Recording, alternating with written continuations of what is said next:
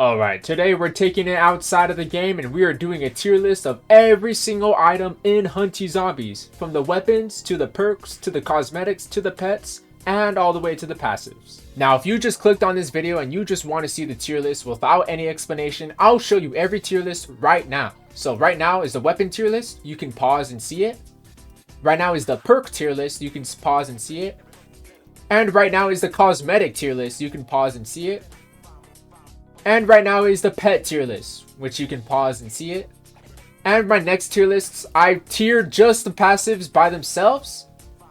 And I tiered the passive synergies separately. And if you want to stick around to an explanation, or if there's a specific tier list you want to see me talk about, I included chapters in this video so you can skip on ahead to my explanations. Now before we get into the tier lists, I want to give a shout out to Bluenti, Zanos, Spooky for Real, and Jacob for all requesting me to do a tier list video. I know that this is a highly requested video idea for me, but thank you guys for being patient with me. I'm planning to make this a weekly series, so there will be a tier list every single week. But thank you to everybody for this video suggestion. I appreciate all of you guys. Now I'll be doing every single tier list from bottom up and explain every single reason why that weapon is in that tier. I'm mainly going to be keeping damage in mind, but I'm also going to note good utility for certain items and certain weapons, and that'll bump it a higher tier if it has good utility. For example, an item or a weapon that has good utility is if it helps you a lot in a certain game mode, or it makes you a lot of money, or it's really good in payload or campaign. That's what makes an item or a weapon have good utility. So without further ado, let's begin with the weapons. So let's begin with D tier, and D tier is full of weapons that are just way too weak, and those weapons are just going to be the baseball, the axes, and the guitar. If you were to use any weapon in Hunty Zombies, use anything but these three weapons right here. They're just unfortunately way too weak even for campaign.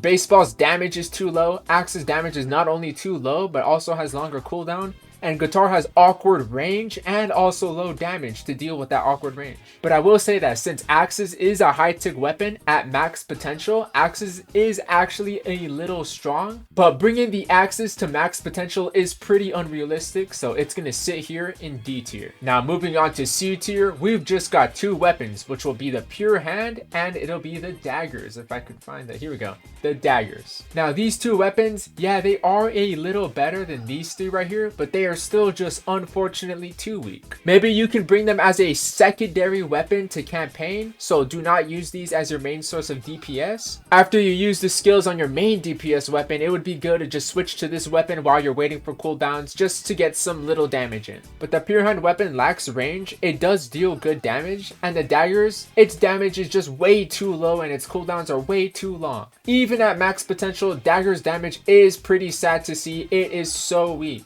Now moving on to B tier, we've got the dual guns, we've got the priest, and we've got the zombie claws. And this tier, these are great weapons to take on campaign on nightmare mode, and they are not bad ideas to use as secondaries if you're taking on the Shogun raid boss. As for the dual guns, it has decent range and great damage and really low cooldowns, and this weapon just feels really snappy to use. And as for priest, it is a decent healer for your teammates, but its real power is in its first move. It does really strong damage and the cooldown is pretty low. Now as for the zombie claws, its damage is alright, that's why it's in the last of B tier, but its real power is in its third move since it gives you strength 2 for 20 seconds after you use it. So this is a very decent secondary if you're taking on the raid boss. Alright, and next up is A tier, and let me tell you, this tier is going to be super packed, but the weapons in A tier are going to be chainsaw, ghost, the OG scythe, great sword, sledgehammer, anchor, katana, scissors, and the hand fans weapon. I know that this tier is super packed, but I don't feel that any weapon is deserving of being in B tier nor in S tier. So let's begin from the bottom up from hand fans. Hand Fan is unfortunately the weakest mythic in terms of damage, but where Hand Fan shines is its range. It has great range where it is runnable in payloads and in campaign. Now next up are the scissors. The scissors are better than the Hand Fans in terms of damage, so this is a good DPS weapon. This is also a great weapon for campaign mode on Nightmare, but not for hell mode like Hand Fan. But since scissors does way more DPS than Hand Fans, that's why it's better than the Hand Fans. Now next up is Katana. What makes Katana better than scissors is that it at least least has more range than scissors. It does a little bit less damage than scissors, but its range and low cooldowns does make up for it. And next up is the anchor. The anchor has good utility with its first move, and its second move has super low cooldown that you can spam it so fast. On top of that, at max potential, its 100 mastery move is amazing in terms of range, amazing in terms of completing campaign in hell mode, and does so much damage. This is a great weapon to bring to raids. Now stepping up from anchor is the sledgehammer. Sledgehammer has the strongest M1s in the entire game. This weapon is not bad to bring to hell mode, and this isn't a bad weapon to bring for DPS when you're taking it to a raid. Alright, and next up is the greatsword. The greatsword performs better than the sledgehammer in terms of DPS, and its range is pretty similar to the sledgehammer. These two weapons are very similar to me, except for the fact that sledgehammer's first move does have a little bit more range to it, but since their range is pretty similar but greatsword has more damage, that's why it's in a slightly higher tier than sledgehammer. These two are a little bit interchangeable though. Now next up is the OG scythe. Now I'll be honest with you guys, I don't actually own the OG scythe, so I don't have a real opinion about this. All I hear is that people say it's good, and I don't want to disrespect the weapon or anybody. Just so you guys know, I actually don't own this weapon, but I gave it a respectable high A tier, judging from what other people have said and judging from what I've seen, but I've never personally used the OG scythe, so I don't know. This weapon could be a B tier for all I know, but for now, I'm just giving it a respectable high A tier. Never had my hands on it. Now next up is Ghost. Unfortunately, Ghost is the worst divine in the game. The damage that you see in Ghost is mythic level damage. This weapon is in desperate need of a buff. Now, I will say its range is actually not that bad. It is a decent weapon to run in hell mode, and it's an alright weapon to run in payload as well. But the biggest con of this weapon is that it is very slow, and its end lag is pretty punishable. Not only that, but its cooldowns are super long, so there are just way too many cons in this weapon for it to be any higher. Its damage is decent. Like I said, it's just a mythic level damage, but it's super disappointing compared to the other divines in the game. Now at the top of A tier is Chainsaw. When you first receive this weapon, it's already pretty powerful, but if you max potential Chainsaw, it does so much damage that it out damages a divine weapon. Not only that, but there is utility in using its move that speeds you up, letting you clear campaign runs even faster. Now personally, I don't really use this weapon in payloads. I think it's alright in payloads, but in terms of every other mode, it shines pretty well. Now next, let's get into the S tier weapons. From the top, we've got bow,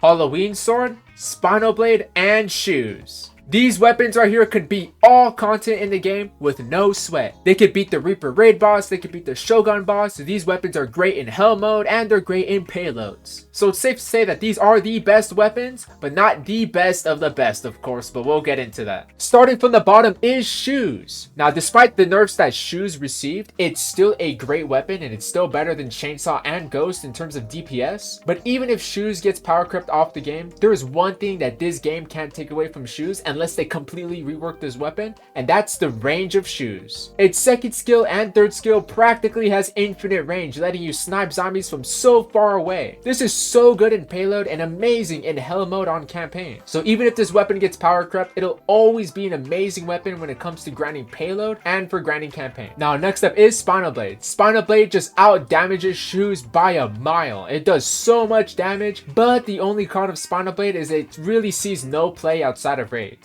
I mean, you could bring this to hell mode and use its V move to one-shot the hell mode boss, and you could also bring it to payloads to one-shot the pipes, and if you want to do a barrage attack while you're moving the bus. But to be honest, there are better options than Spinal Blade, but its low cooldowns and high DPS make it much better than the shoes when it comes to damage. Now next up is the Halloween sword. In terms of DPS, it outshines every weapon in this tier right here. It's even stronger than the bow. It's stronger because it has much higher scaling, much snappier moves, and has the same fast cooldowns just like bow. But what makes it better than Spinal Blade is that it has better utility when it comes to hell mode and payloads. Its first move has great range and its V move is so strong it'll one-shot the pipes and the hell mode boss. But it is not the top in S tier. The top in S tier is the bow. Now I did mention that the Halloween sword does out damage the bow, but there are other reasons why the bow is in S tier. The reason why bow is in S tier is because to me, bow is the best weapon when it comes to campaign and payloads. Unlike every other weapon that's on this list, its M1s has the furthest range. This makes it the best weapon in payloads without a doubt. You can M1 while the bus is moving, so you're efficiently killing zombies and completing payload as fast as you can. Not only that, but its second move is extremely powerful, has extremely low cooldowns, and extremely high scaling that'll one-shot pipes and stack up some really high damage. And not only that, its V move is powerful enough to one-shot the Hell Mode raid boss. And since its range is so long, you're able to one-shot the boss very safely without him getting anywhere near you.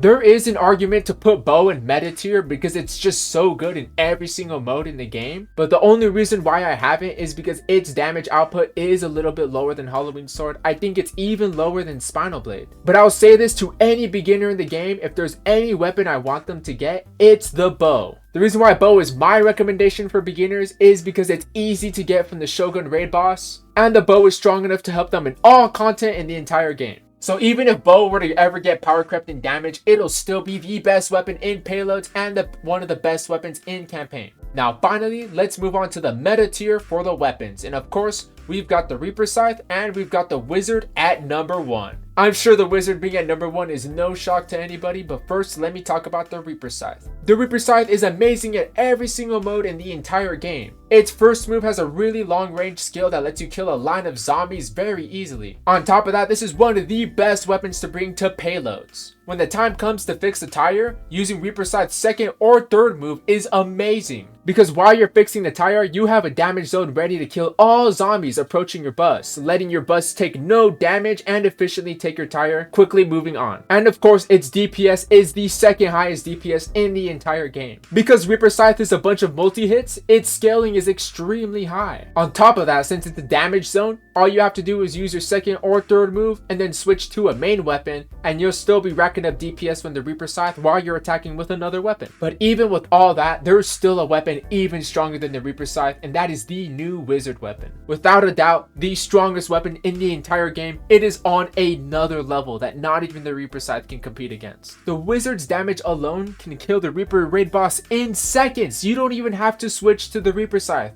You just need one skill cycle of Wizzard and he is dead. On top of that, Wizzard is one of the best weapons when it comes to campaign hell mode. Its first move is just incredible to use. After you use Wizzard's first move, you essentially create a damage bubble around you, killing any zombie nearby you instantly since it's so strong. And while you have this damage bubble around you, you don't lose any speed whatsoever, so you can keep the momentum and clear campaign really fast. So this is the final tier for all the weapons. Once again, this is just my opinion, so please keep that in mind when you go fight with me in the comments. But next, let's move on to the perks. Starting with C tier, we've just got one perk, and this is definitely the worst perk in the entire game, and that's going to be Flame. I'm going to mention this, and I'm going to repeat it several times in this video, but damage over time in this game is probably some of the worst damage in the entire game. And it's not even worth it because in those couple of seconds you're using skills or you're using M1s that this basically does nothing. To be honest with you, this is a perk that literally does nothing. So I do not recommend anybody getting Flame. I recommend you to get at least any other perk in the entire game because it at least does something, which is better than nothing. Now next, moving on to B tier, we've got Reduced Damage and Berserker. I wouldn't really recommend these perks to beginners. Maybe I would recommend Reduced Damage, but the buffs that they give you are just so low that they're barely noticeable, to be honest. At least with Reduced Damage you can partially notice it, but I don't even recommend getting these perks for a beginner. Now for A tier, we've got Last Hope,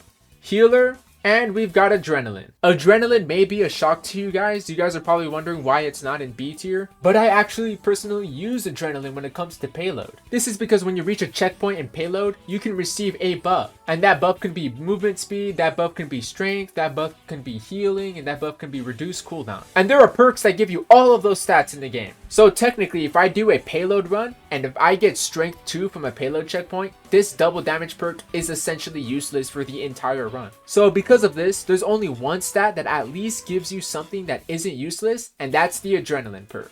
Though I will say there's definitely no usefulness outside of payload, so that's why it's in a very low A tier, because I only use it for just that one mode. And I wouldn't even recommend this to beginners or for doing more damage in raids. For beginners, I recommend going for anything else that's healer or above. And as far as the healer perk, this is a good perk for beginners, especially if you're new to the game. It is very easy for you to take damage, and having the healer perk just makes making mistakes a lot easier. And lastly, I've got the Last Hope perk. This is a good perk if you need help dealing damage to the boss that's from Nightmare on campaign, but only on Nightmare or easier. Definitely don't recommend bringing Last Hope to Hell mode. And I guess it does a little bit of damage to the raid boss, but this is definitely useful for beginners if you need help killing the boss. So that completes A tier, and we're going to move on to the S tier. And S tier, we've got the Vampire perk and the Damage Shield perk. Now, as far as Damage Shield, this is the best perk in the game when it comes to Endless. This is because the zombies are eventually going to do so much damage in Endless that they're going to eventually one-shot you. So having Damage Shield that makes you near invincible is pretty helpful. But I will give a warning to anybody that Damage Shield does not help you in Hell mode whatsoever. The boss can still one-shot you in Hell mode even with Damage Shield. In Hell mode, the only thing that Damage Shield is helping you against is the regular zombies, and to be honest, wasting your entire perk slot just for Damage Shield isn't worth it to me. Now the next perk is going to be the Vampire perk.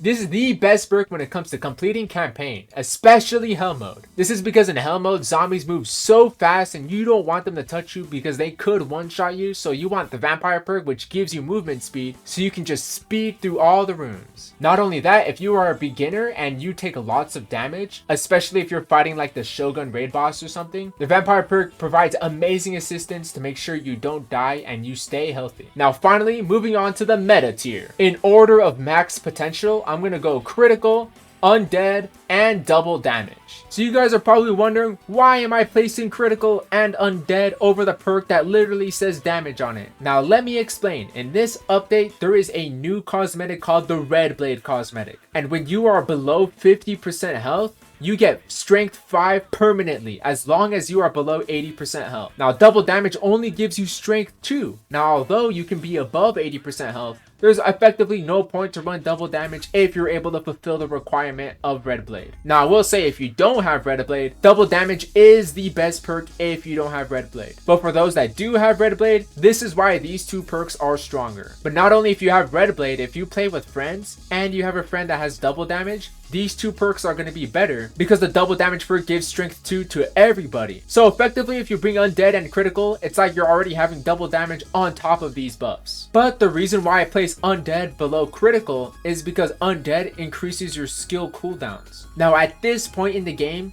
you can make skill cooldowns go so fast, there is not enough time to use every single skill. Especially when thinking about weapons like Reaper Scythe and the Wizzard weapon, because the weapon makes you stuck in animation while you're using the attack. So eventually there comes a point where you just have so much cooldown that you don't have enough time to use all your moves. And that's why we have the critical perk at number 1. At max potential, if you have your weapons upgraded with full cooldowns and you have the Red Blade cosmetic, both of these two perks are going to be useless to you. So the next best DPS oriented perk is going to be the critical perk. Increasing your crit chance by 15% for 1 minute is amazing. On top of that, you can build up your perk meter extremely fast. So as soon as you have your perk, it's effectively on for the entire match. So this is the final tier list for the perks. So let's move on to the cosmetics. At F tier, we've got the scarf, the clown nose, the skull ring, and the lollipop. Now the reason why these weapons are in F tier is because these weapons are effectively weaker versions of other cosmetics in the entire tier list. On top of that, you have to craft all of these weapons, and realistically, you don't want to waste all your crafting materials on crafting items like these. The amount of work you have to do to get these cosmetics for them to just give you such a small buff is just not worth it at all. Now next up, we've got the D tier, and in order, we've got the cross necklace, the grizzly boots, and the skeleton mask. Now what makes D tier different than F tier is that these stats are slightly more relevant, but they are still such a waste to buy or craft. Once again, I do not recommend crafting anything in the D tier. Now for C tier, we've got Ring of Faith and we've got the Dragon Boots. Now what makes C tier different than the tiers below is that these cosmetics actually give you some benefits. These actually improve your DPS and your health. But once again, just like I said, the amount of work you have to do to at least get the Dragon Boots right here is just not worth it at all. I do not recommend crafting almost every item in the game. There's only one item I want you to craft in this game. And Ring of Faith, it is an item that gives you DPS stats. It is something, I guess, but there's obviously way better options coming ahead. Alright, next up is B tier, and this will be our most packed tier, but we've got the Pirate Eye Patch, the Reaper's Hat, the Oni Mask, the comedy mask, the eyeball necklace, and the magician hat. Now what makes this B tier is that these weapons are kind of runnable, especially if you are a beginner. Now once again, when it comes to actually crafting these items, I do not recommend crafting the eye patch, the comedy mask, or the magician hat. So there is one stat that all these weapons have in common, and it's that all these weapons give you 5 flat damage. What separates each weapon in order is the nice little bonus stats that they give you. Now the pirate eye patch and the reaper's hat are the best in this tier because they also give you 5% coin bonus. Now I don't recommend crafting the pirate eye patch, but if you happen to get the reaper's hat, this is not a bad cosmetic to run when you're trying to grind some coins, because it gives you the 5% coin bonus. And in order of each weapon, what makes each weapon better is that Oni mask gives slightly more health than the comedy mask, and the pirate eye patch gives like 100 health, while the Oni mask gives you like 60 health, and that's just the only real difference in order, but they all give you the same DPS. Now for the next tier is the tier of cosmetics you might actually run for real. So we've got the Thailand cosmetic, we've got the Reaper scarf, we got the devil horns, and we've got the coffin backpack. What makes this A tier is that these items are actually useful for once. And it would not be a bad idea going for all of these items. Though I will say the only obtainable item at the time of this video is the Reaper scarf right here. But if you have all these other items right here, these are useful items to bring. The coffin backpack is one of the best items in the game when it comes to grinding money. The devil horns and the Reaper scarf are very similar in strength, but these items are going to help you beat the Reaper raid boss. And the Thailand cosmetic helps you in every single mode, giving you walk speed, helping you deal more damage, and giving you a coin bonus. But now it's time to move on to the S tier. And in S tier, we've got the killer face and the pirate hat. What makes this S tier is that these two cosmetics are just a cut above the rest. The only cosmetic in the entire game that's worth crafting is the pirate hat. The pirate hat is just a semi-weaker version of the pumpkin head, but if you cannot get the pumpkin head, this is an amazing alternative to go for. And actually, if you weren't able to get the pumpkin head from the Halloween raid boss and you don't want to grind for the payload of cosmetics, these two cosmetics are the best cosmetics in the entire game. It is definitely worth it to grind your battle pass to level 50. The killer face is an amazing cosmetic.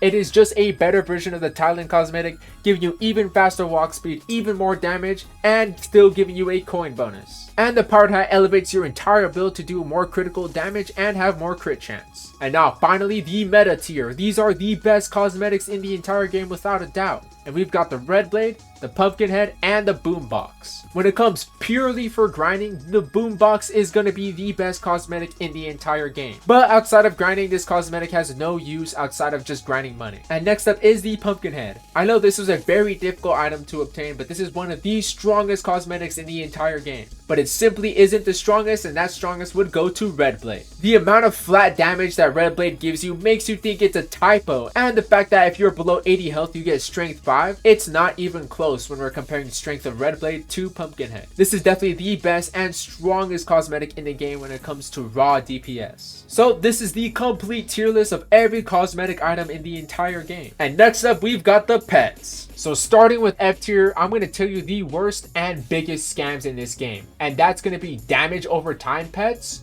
and pets that increase your drop chance. Those are the biggest scams in the entire game. The drop chance increase that dragon, raven, cat, and dog give you is just so small and insignificant, it's not even noticeable. Genuinely one of the biggest scams in the entire game. And on top of that, these two pets give you damage over time, and the damage over time is not worth it whatsoever. You don't want to waste your entire pet slot for little damage over time that you can deal that damage over time in just one M1. So 100% do not go for these pets. Do not even equip these pets. They do nothing. It's the same thing if you were to just equip no pets whatsoever. And next up we've got D tier, and we've got the shark, we've got the pig, we've got the rabbit, and we've got the dinosaur. Here he is. And we got the dinosaur. Now what makes these pets different from F tier is that these pets at least give you something. Even if it's very small and very minor, they at least give you a small stat boost. Even the dinosaur pet, which gives you negative stats by the way, gives you more stats than all these pets right here. So these pets, they at least give you a stat. Like they give you like some health and some healing. But I definitely do not recommend wasting your spins on going for these three pets right here. Now as for C tier, we've got the goat,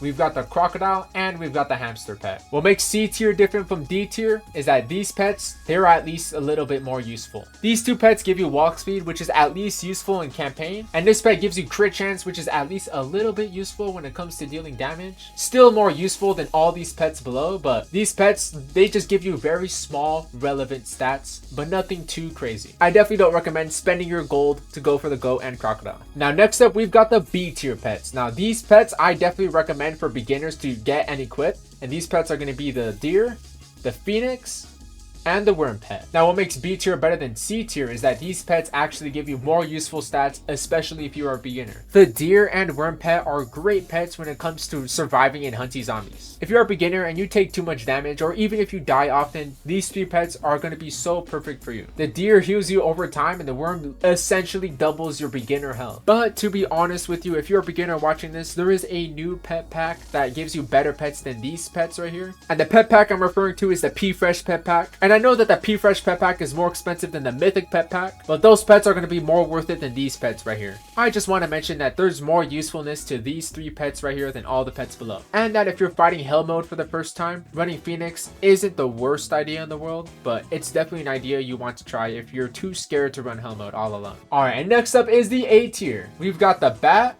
we've got the frog, we've got the white pigeon, and we've got the octopus. So what makes these pets better than the pets below is that these pets actually give you some DPS increase. But I will say that these pets are not worth it whatsoever. But when it comes to actually obtaining these pets, you definitely do not want to get the bat pet or the octopus pet. These pets are just way too rare and difficult for you to actually obtain, because there are pets that are much more common to obtain and give you way better stats. And I'll mention that the frog is a great beginner pet to equip and a great beginner pet to get from the P Fresh pet pack. It's better than all these pets below right here. And on top of that, I personally use the frog when it comes to doing payloads. This is because the frog gives you so much walk speed, and I really enjoy that. Alright, now next up is the S tier, which is going to be our most crowded tier. But in order, we've got the Spirit Fire pet, we've got the Spooky Cat pet, we've got the Reaper pet, we've got the Spooky Ghost pet, and we've got the Penguin pet. Now these S tier pets are pets that are actually worth going for and actually worth running, whether you want to do campaign, whether you want to do raids, or whether you want to do payloads. So when it comes to grinding money and giving you a little damage boost, the Penguin is going to be a perfect choice, especially if you are a beginner. Now if you happen to get the Spooky Ghost pet, this is the second best pet in the game when it comes to grinding money. On top of that, the crit damage it gives you is actually not too bad. And next up, we've got the Reaper pet. If you happen to get this pet from the Reaper raid boss, this is a great DPS pet to use. It's not better than the two pets above it, but it's a great option if you don't have these two pets right here. And next up is the Spooky Cat pet. This is an amazing pet when it comes to giving you crit chance and giving you healing.